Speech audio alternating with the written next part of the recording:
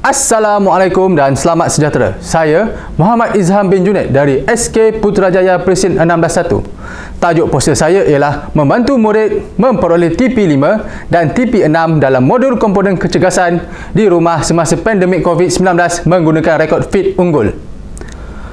Pandemik COVID-19 telah menyebabkan murid menghabiskan masanya di rumah dan kurang melakukan aktiviti fizikal. Ini akan menyebabkan murid kurang aktif dan berisiko untuk menjadi obes. Selain itu, dapatan SEGAK menunjukkan peningkatan status murid kurang cergas daripada 34% pada tahun 2019 kepada 52% pada tahun 2020. Pemerhatian guru juga mendapati murid-murid cepat letih dan tidak bermaya semasa melakukan aktiviti pendidikan jasmani. Kajian ini memberi satu cara kepada murid supaya dapat bersenam dengan betul, efektif dan berkala di rumah, sekaligus menerapkan amalan senaman sebagai rutin harian sejajar dengan TP5 dan TP6 di SKP Pendidikan Jasmani. Kajian ini berfokus kepada penggunaan konsep FITT dengan menggunakan kaedah HIIT. Kajian ini melibatkan murid tahun 6 kerana mereka telah mempelajari konsep FITT di dalam modul komponen kecergasan. Objektif kajian adalah untuk membantu murid mendapatkan TP5 dan TP6 dalam modul kecergasan pendidikan jasmani dan mengurangkan murid obes serta berat badan berlebihan. Pelaksanaan dilakukan dengan murid dibekalkan dengan satu buku catatan yang dinamakan Fit Unggul. Di dalam buku catatan ini mengandungi rekod catatan kecergasan, jadual kadar nadi, cadangan aktiviti senaman dan graf aktiviti.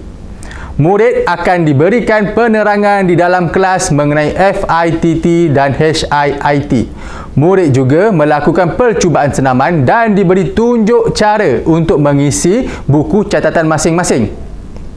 Kemudian, murid akan merancang aktiviti senaman yang sesuai dibuat di rumah dan melakukan senaman tersebut.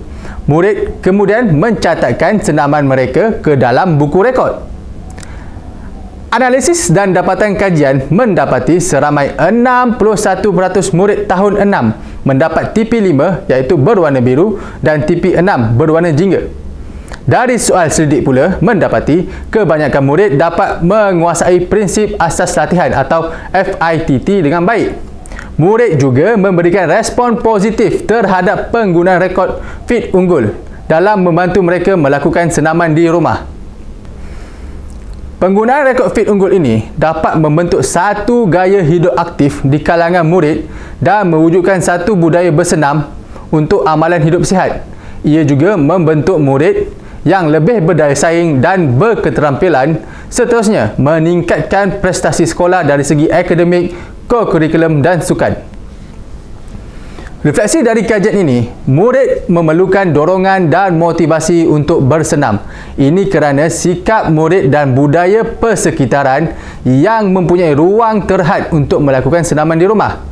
Oleh itu, untuk kajian seterusnya, perlu meringkaskan lagi kandungan fit unggul, menggunakan SEGAK sebagai satu instrumen penilaian serta menyediakan ganjaran sebagai motivasi kepada murid.